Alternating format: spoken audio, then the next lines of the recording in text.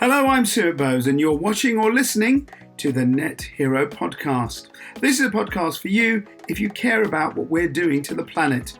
You don't have to be an eco-warrior. We believe business is the solution to making things better. But we're for people who want to make that difference by either cutting their emissions or coming up with ideas that can help us do things a bit better. We've featured politicians, academics, lots and lots of business people, entrepreneurs, inventors, and of course people who are just interested in doing the right thing. So sit back, listen and enjoy, and make sure you subscribe to the podcast. Please share it with your friends and colleagues, and you can always check out our two websites that cover all of this, Energy Live News and futurenetzero.com. This podcast is purely editorial, so sit back and enjoy this week's episode. ChatGPT, whatever. Terminator, Skynet, you name it, AI is here. You're probably using it. If you're not using it, your kids are using it. For sure, you will be using it. AI, artificial intelligence, and I'm not talking about that awful movie that Spielberg did years ago, is the thing that's going to change the world. And I don't think that's probably a massive boast. I think it's actually factual. I think it's one of those things that's going to be very revolutionary for everyone, whether it comes to our jobs, the way we gather data, maybe the way we grow food. If you've seen anything in the newspapers, you'll know that AI is being talked about as the next big step. But maybe something you haven't heard about is how much energy it will consume. We're talking now. You're listening to me or watching this, and there are computers using energy. And you probably don't even think about it, but it's going on. Server farms getting hotter and hotter. And people predict that AI is going to demand so much energy that it might need its own power systems. It could be drawing as much, some people say, as the United States within 5 years. So, how do we tackle this power demand? How do we manage what AI does without it being something that actually adds to the state of global warming? That's my discussion today on the Net Hero podcast. And I'm delighted to say I'm joined by a specialist, a Flemish gent who knows how to say it straight. Is that right? Absolutely. Welcome to be on board. Thank you. Lieven Levrouw, thank you very much for joining me. You work for Nokia, correct? But you work for a subsidiary as well. Can you explain who you work for exactly?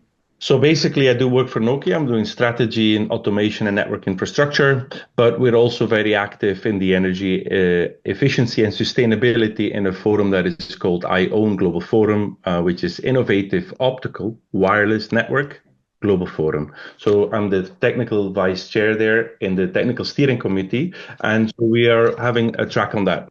Very active in that one. We'll talk about Nokia in a second, but let's just talk about AI. I gave that little intro saying it's going to be a big thing. What's your take on AI before we talk about the energy? What do you think it's going to be a real game changer? Oh, yes. I mean, 3 years ago, we were not talking about AI. I mean, what? It was absolutely unknown to us. And now we use it almost daily, even if it's just to look on little emails when we say, I'm just going to throw it in there, get an email back. So AI is here to stay. It's just going to get more specialized, more integrated, and different AIs will start communicating with one another. It does have an energy impact, and we'll talk about that later, I believe.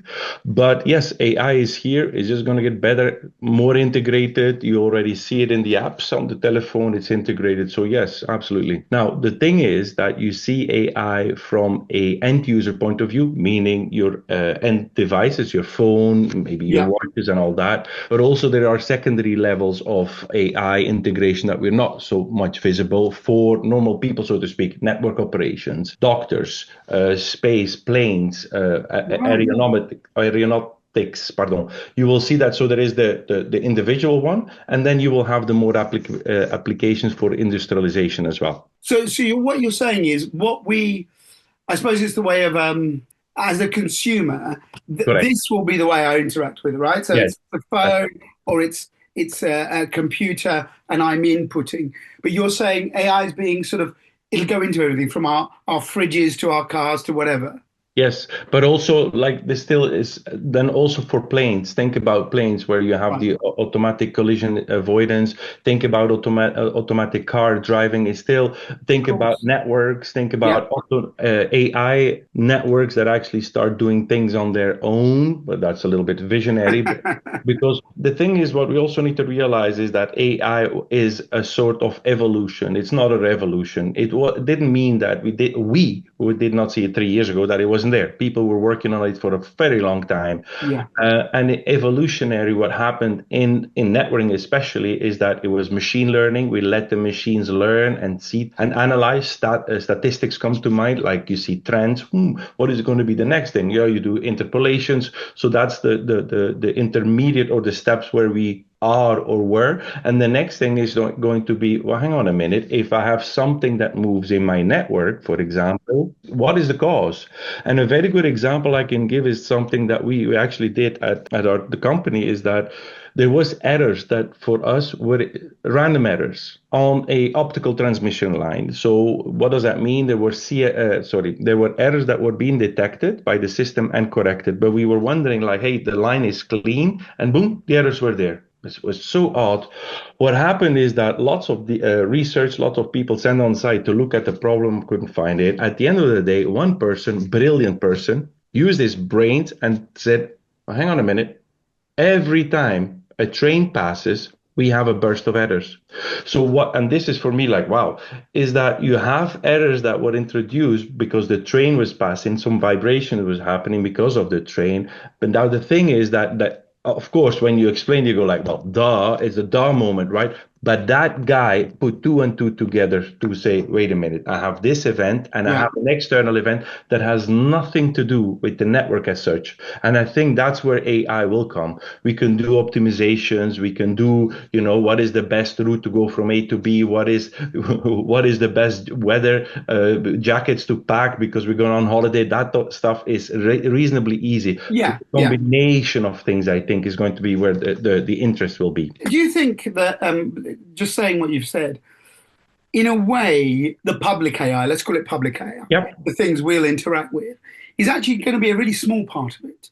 Because if there's all of this, like, you're based in France and across Europe, people are talking about the smart grids, yeah, the smarter grids that will happen, balancing power, distributed energy. We're not going to do any of that. It's all going to be done by these computers behind the scenes. You talked about buses or planes, that'll be happening. So, actually, when it comes to this demand for AI, do you actually think the consumer demand that we will visualize, you see it on the Google phone, Gemini, whatever the hell it's called, all those adverts, they're actually a very small part of what AI's demand will actually be for across business. Is that what you're trying to say? Yes, I think there's a few. So first of all, that small layer you talked about, I don't think it needs the breadth and the depth. Yeah, Maybe it needs the width, i.e., a lot of different things, but yeah, never going into the whole lot yeah, of yeah, potentialities. It's going to be a generic brain that the oracle, you can ask it things that it will yeah, give yeah, you exactly. back, Yeah, and you're like, hooray. However, we need specific AIs for specific tasks. You can't expect, for example, a generic AI to say, okay, and what is the correlation or what is the impact for, again, when I bring it down to networks, it's my comfort zone, to networks, because that is very specific. That yeah. language is very different than, for example, the AI for books, for literature. What shall I eat for dinner tonight? And then can you network three computers for Yeah, me? or exactly. How do I do open heart operation? What Yeah, are yeah. you go like, whoa, what? So those are the things that are very different. Gotcha. And there, I think you will see a span out. Maybe the root will be the same, although I think it will be different there as well. Yeah. The language models, the models they use, they will maybe at the beginning be different, the same, but they will fork out into different ones, I think. So in essence, AI is basically a generic term, you're telling me. There'll be lots and lots and lots of different ones, and businesses, there'll be a whole bunch just for medicine, a whole bunch for aeronautic, a whole bunch for the energy power set. That's what's going to happen. Absolutely. Think about cars. Yeah, okay. Yeah. There's not one car. Yeah, you're right. Yeah. about a plane. It's all you have the umbrella framework, and then you have a car for where? For on Mars is different than a car for on the moon, is different than a race car here, depending on what? Of Well, it course. depends on the atmosphere, depends on the engine, depends on where you're going to drive, depends on the G, the planet itself you're working on, the G's. So I think, yeah, absolutely. Why would AI be any different? Where are we with AI and energy? And I said before we start recording, we've run stories on Energy Live News, Vision Net Zero, saying it's going to bring massive, huge demand and all that. And then you get other reports going, oh, well, that's actually exaggerated because there'll be lots of efficiencies that AI does itself to stop the energy. When you sit with your colleagues, in fact, and let me just rephrase that before we talk about energy, there are two critical things that I think, as a sort of outsider, I see, which is one, the thing has to get smarter, right? So it's got to learn. Yes. And then the second part is as it gets smarter, it gets bigger and it needs more power. So am I right in that, or is it kind of all together in one? I find that a very good question. So first of all, it needs to get bigger because it needs to get smarter. It's going to Yes. consume more. But as it gets smarter, will we not be able to use newer technologies that Yeah. are less power hungry than the old ones? I think yes. We talked about the phone before. If you looked at the newer phones, they don't have a terrible battery life, but No. the older phones, but we've talked about, maybe I should say Nokia's as one. Yes. They did almost close to a week. Now they didn't do Yes. the bells and whistles as they do now, but they could last for a week. So what I think is going to happen is this: we're going to have a ramp up, unfortunate ramp up of higher power consuming Right. of AI as a whole because we're still building it up. So it's like, you need to, I don't want to say pollute, but you need to kind of build, you need to break things to build it. And once they're Yeah. built, you're going to say, well, hang on a minute. I want to optimize. Think about, I use the light bulb as an example. For the Hmm. longest time, it was ohms, right? It was just we put a wire, and we put electrical through it. And then we thought, well, hang on a minute, we have LEDs. Boom, we switched. So I think we're going to have the ramp up of we have to deploy it. The question is on what?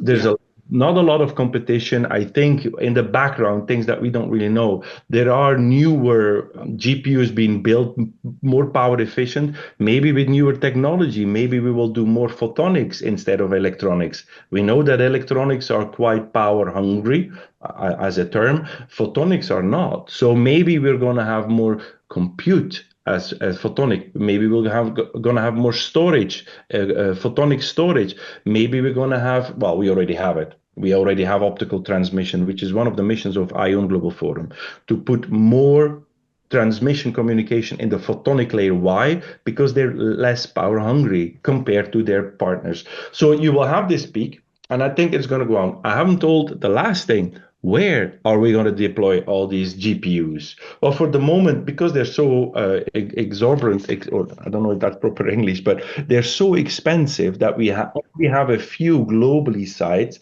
and companies that actually can purchase these compute nodes.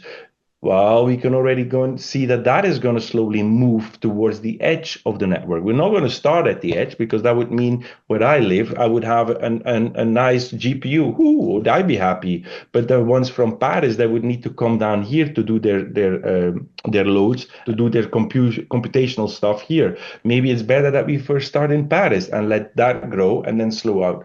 So you can see this move going up, but then also there is another. If you look, the one axis is going up. Yeah. And if you look at this axe, you will see it's going to spread out as well. Right. So this total sum, I think the total sum will be less because we need to do an effort on that. You mentioned a term there called photonics. Now, I got an idea it's something to do with light, but have no idea. So let's go back to idiot school for bows. So what is an optical cable, an optical power line, and what is photonics? Basically, the basic difference is one is using electrons. In the classical terms, we see the electrons are flying back, and we use that. Copper comes to mind, obviously. Where we're going to use that as a communication channel to relay information from A to B. In the other side, so these are smaller cables. It's what James Watt and all his followers used to For electricity, it was used. From electricity, we use it for cable, for telephone. For telephone, we thought, oh, we can use it for a communication channel. And we had our PON technology. We use what we have in the cables into the house. Later on, we thought, well, why don't we use glass? Why don't we use a glass? It's a silica. Why don't we use glass? Obviously, they're very, very small, the size of a hair, and the light comes in and it reflects. So we're going to use a different medium to communicate, and our communication channel is built out of a different medium. So with that comes different technologies. You need to, how do you amplify? How do you, like an amplifier from a music that is electrical, digital or analog, whatever. But for photons, you can't use the same thing. So you have a complete new market that was built over the years. I always say, it's like the evolution of the reptiles. You know, they were swimming happily in the water, eating each other. So photons actually were typically used, mass deploy, I would say, for submarine cables, because it was very difficult to get an electrical power inside in the middle of the ocean. So it was easier to do that via light because it shines faster, and your overall capacity, how much you can pump through a photonic fiber, a fiber optic cable, is much bigger than a copper. So the spectrum is bigger. So what you have is that it started off in the transatlantic communication, and then it went into the core and the backbones of the network. Reach capacity was important, and now slowly gets into access and aggregation. So, and you can see it's growing, and it's slowly replacing, I want to say, not replacing as you're out, but more as a complementary way. You can see it more and more getting into the access and into in our devices. I'm expecting it to happen more and more, that photonic technology will come. Another thing which is photonic technology is this light watch that you can see with this green and red specific frequencies, because they go deeper into the skin. They can measure things. I'm not the expert, but they measure potentially pressure, blood sugar, and heartbeat. They can measure that. So you can see that you have this whole photonics world coming towards us, not only in communication, but also in our day-to-day use. The watch you're having is probably having some sensors. It does have some sensors, exactly. So I think most people probably get the idea. They've probably heard it already. You know, someone's coming around trying to sell you broadband by fiber. And That's this is the thing, right? So people talk about, oh, yeah, we'll get rid of your copper broadband and we'll have your fiber. And this is what you're talking about, right? So in essence, fiber optics or glass with a signal. But the thing is that people always say, A, it's too expensive to do, and generally that's the thing. And B, well, hang on a second, you've already got, like you said earlier, all this stuff already there. Why are we going to rip it up? Massive energy and carbon used to dig this stuff up and replace it with all these light cables. So, what's your take on that? Because that's where the criticism of this stuff is. yes, but it's good. I should have become a priest, I think. There's a vacancy right now.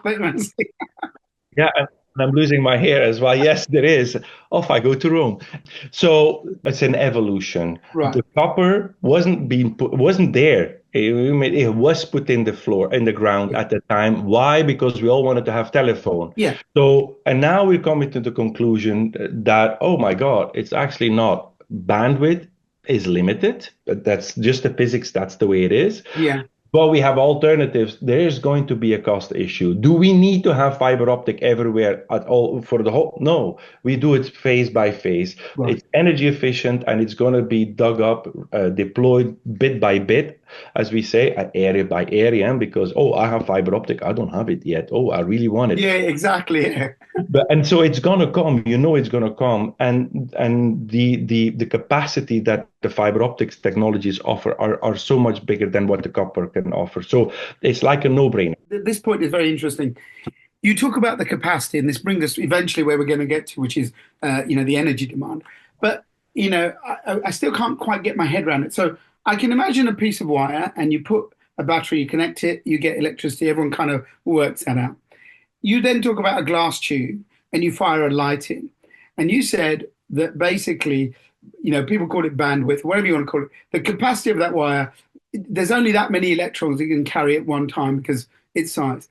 What is the difference? Why would light be able to carry more signals down the same width of cable of glass. Do you know what I mean? Yes, I do know what I mean, what you mean, and I would like to explain it very simple. So basically, first of all, let's forget the capacity, the different frequencies that you can send over a copper Yeah. is smaller than what you can send over light.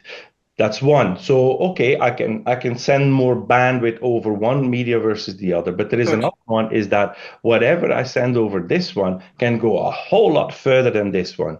So Ah, it's not only the capacity, but I can what does that mean? The implications are what? The third one is that also it's less energy to do so. So but you have all these advantages. So I don't need an amplifier every whatever meters. I need but we say for optical communication, I need an amplifier every 80 kilometers. Then I need to optically I need to amplify and then it goes off again. You have different effects in what the signal is doing, your bit that you send out. It gets more attenuated faster in copper. So you have a bit like this is my bit. You see the bit. I pump it into a copper one. The copper will actually make it smaller. right. You're not going to hear it very well. That's the attenuation, but it's also going to spread. So it's going to get this nicely squared or rectangular thing is going to go like this and like this. So at a certain time, you're going to have intersymbol interference, ISI. So you're going to have all kinds of physical things that you want to avoid.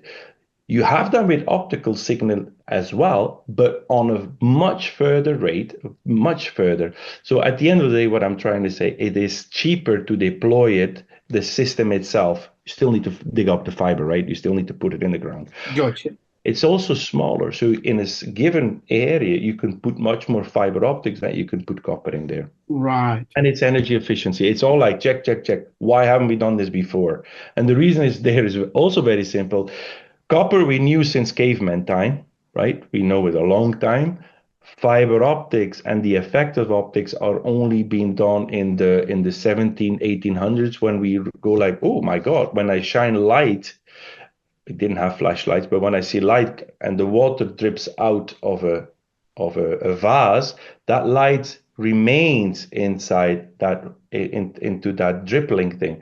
So we go like, whoa, well, hang on a minute, how is that coming? And then people started looking at Snellius Descartes came up and they looked at certain things on why that light stayed into that water, which is a different medium than air. And then air, glass. It was difficult to make a long, fine wire. And this is one of the things, just hollow core fiber, because that's another thing we are doing right now. Because we said, well, copper, well, chuck that. We don't need that anymore. So now Yeah. we're going to silica fiber. So we have fiber and we Yeah. have a core in there and we shine our light in the core. Great. And then Right. somebody thought, well, hang on a minute. Glass is sluggish. So the light, when it goes into the silica, it's like it's sluggish. It's draining. You have a lot of resistors. It's reflected into its refractive index. So air doesn't have that sluggishness. Now, why don't we make a fiber, a hollow core fiber? So we make a reflective thing, so kind of a mirror type of thing. We Yeah. shine the light, but not through another silica, but through air. So there's a hole in the middle, like a There's little. a hole in the middle. So what do you do now? You're about 30% faster because you don't have that slugginess. So Yeah. you can go further because you can go faster. You can go further about 30%. I think it's in that term. So now you suddenly can put data centers further away. What this message is that, primo, technology doesn't stop. It continuously moves on. Secondly, it will have all these technological events will have an impact on how we design networks, on how we consume compute, and where do we put compute, and the total balance of our energy balance sheet will have an impact on it as well. So all these vectors work together. These hollow cables of light, yeah, the glass, silica, whatever you call it, but let's call them glass tubes for my brain. They call them hollow core. Yeah. Hello, car. Well, Hollow okay, core. hello cars are good. You build a lot of this stuff, you put it in the ground, goes a long way. Perfect. I get that. Makes the signal go long. Then you're going to have somewhere where you gather all that stuff again. So you're looking at something called networks, all photonic networks, APN, I think is the term they use. What is the idea of this? Is this like a kind of hub that will then spur off, or what are they for, these networks? In a way, it is, but it's actually very simple. Yeah, historical. Think of a train, the train Yeah. system. It's very simple. What do you do as a passenger? You hop on a train, you Mhm. go to the next station. You don't need to be here. Wait, and the train goes off again. You don't need to be on the next station, but you need, say, 5 stations further. You go, oh, I'm here. You get off, and then you do your thing. You go then into maybe a car, a bike. You go into a different mode of transport. Yep. Right. So now what we said is that this train system is really for the longer haul. I mean, the national from Birmingham to London. I don't know the geography in London or England very well. So let's just go from Paris to Nice. And you have all these little mains. You have Lyon, for example, in the middle. So now this city train, they would stop at every city.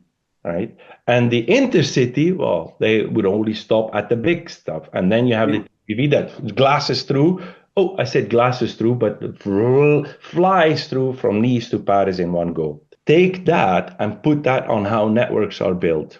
Got So you. in our classical way, we had every city, we had packet switches, routers there. Yeah. And we had them. Now the distance was fiber optic with it. Well, it used to be copper, but say it's fiber optic now.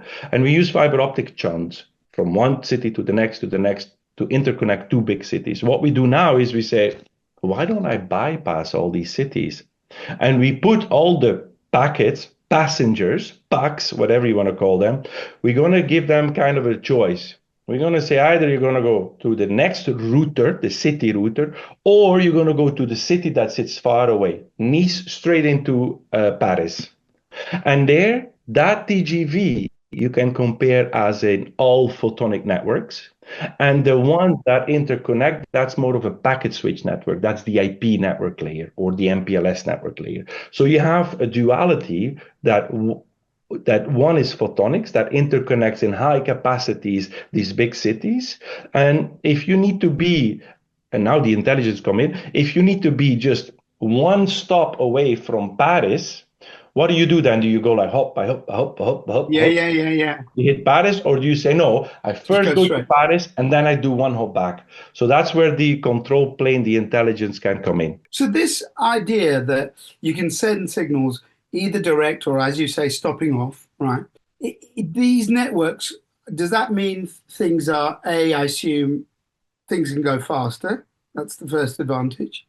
Two, you can do lots of different people, passengers, traffic at the same time because you can have a lot of them going on the little drop and the other one shoots off. Yes. In terms of kind of the energy it takes to send this stuff, my question to you is it the same? So here's my little, there we go. So the little packet that goes straight to from Lille to Paris, or the one that takes the little scenic route by the sea, they're going to have different energy demands, correct? Exactly, exactly. So it's not only you're spot on. It's not only about the amount of energy it consumes, but also what the packet and feels when it's traveling. You stop at every little city. The packet stops as well. There's a lot of research being done on quality of service, and that is with queuing because you're more important packet and you're not an important packet. We're going to put them in different queues. We're going to have queue management. But if I want my video streaming, Livid. You've got to give me that. exactly. So we put that in high priority, Yeah. but you still will have, and however small, you will still have a packet delay because it needs to come in and it sits there before it's been shut out again. The train needs to stop, even if it's just very short. That's one. Secondly, because the train doesn't always stop the same amount per city, you're going to have delay variation. So on your delay, you're going to have variation. So you will have not or very difficult. It's doable, but it's quite complex to operate. And if you say complex to operate, you typically are talking a little bit more about energy. It's the energy is more.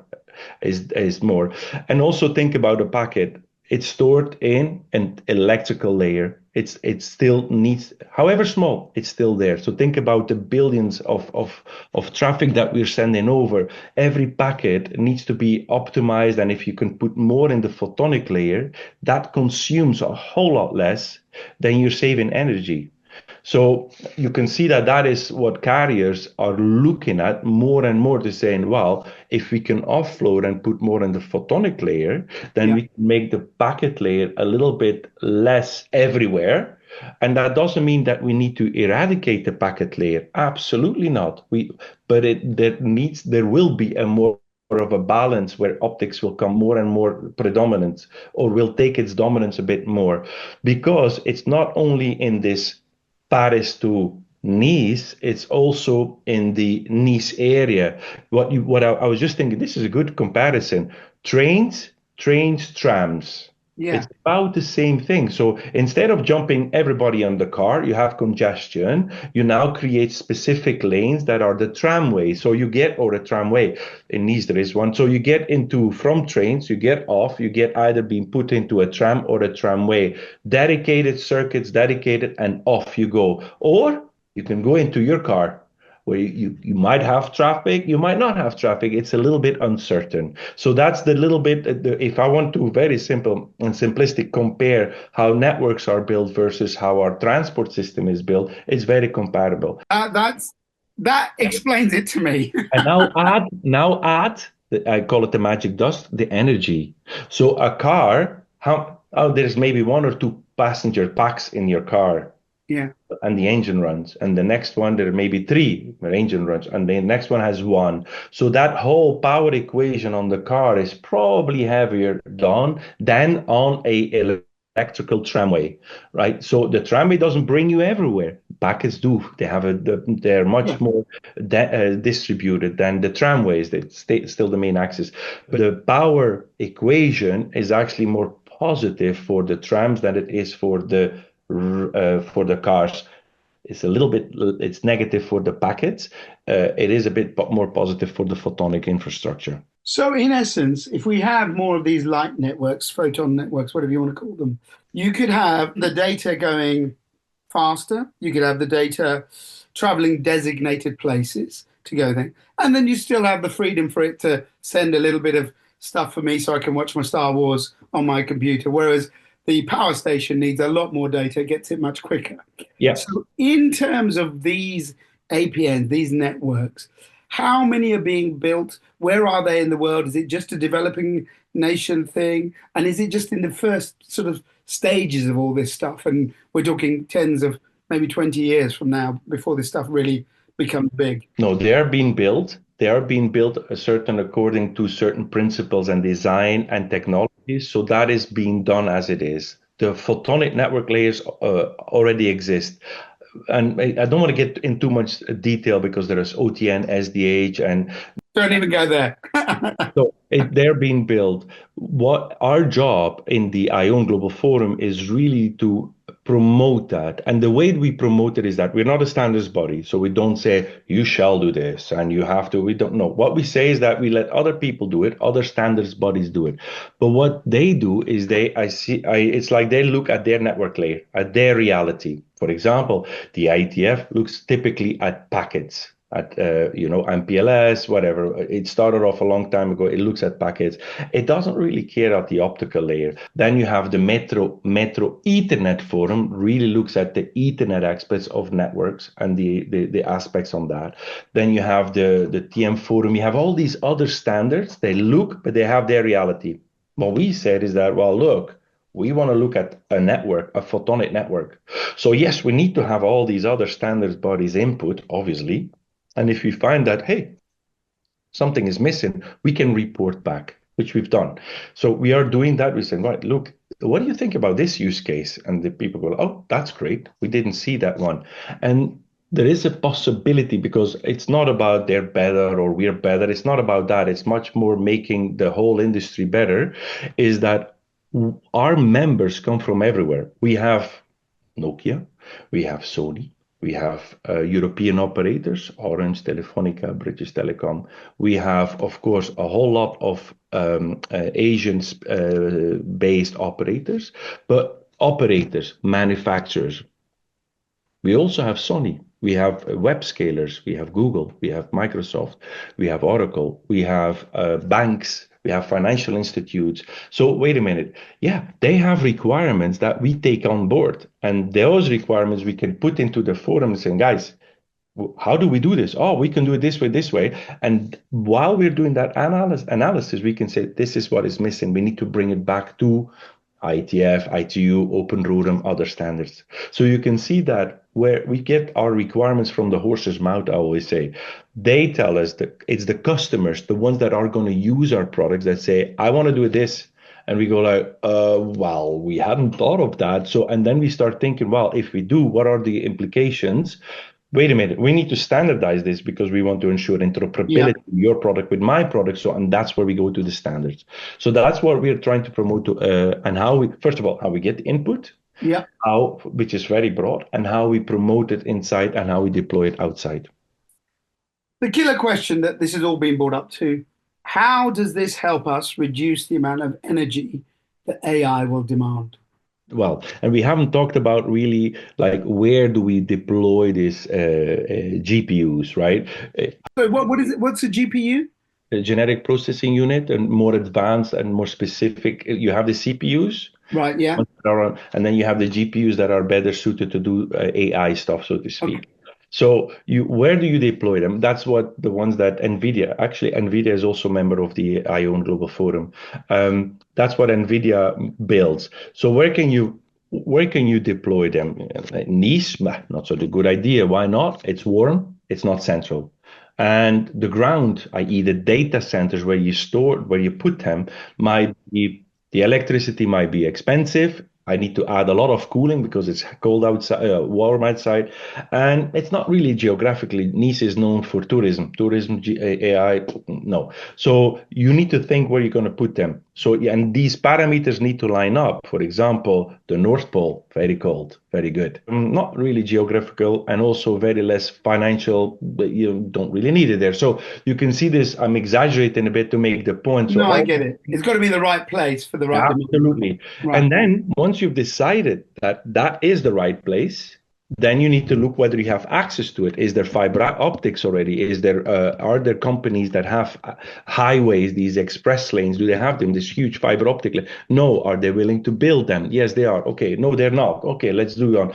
So, well, and this is why do we want to do that? To make sure that our quality of experience, our QE, because you want to have instance access. You don't want to sit there and then wait. It needs to move. Certain things, text can be longer in delay. You don't really care if it's a second, really a simple. But if you're shooting a game and you're shooting a star down, it needs to happen, right? You can't sit there waiting. So that's the quality of experience. There's another study we can do about that. But so, and then the overall thing is the energy cost. Another vector is that would you not want to build a data center where everything is green energy, where it's solar powered or wave powered or whatever powered? Wouldn't that be really great? Great. Where is that? Well, it's not in the north, right? So, Yeah, yeah. and that all these things play around, and I think we need to look on where we're going to put them. I don't know what the easy answer is. People are reopening nuclear powers. Yes. We talk about, Microsoft, now we say, no, we're not going to do it. In the UK, there are efforts for data centers, knowing that there is going to be a power challenge. So I don't know if there is a clear answer, but we need to move forward and do a lot of modeling, I think, because maybe we should use AI, but there is so many different vectors that have different accelerators, that have different amplitude in the whole equation, that the outcome might be, it's almost like a butterfly effect, a little thing might have huge consequences later. So, but let's study it all, make sure we make the right decisions. wouldn't that be the irony? You use AI to work out where AI should be. Yes, exactly. And maybe we Hey, will do. AI, make yourself more energy efficient. Exactly. Actually, we should ask ChatGPT that question. How can you, ChatGPT, make yourself more energy efficient? Should do that. I haven't done that yet. It's brilliant. Look, I really appreciate your chat. It's been fantastic. You've made it very simple so I can understand it.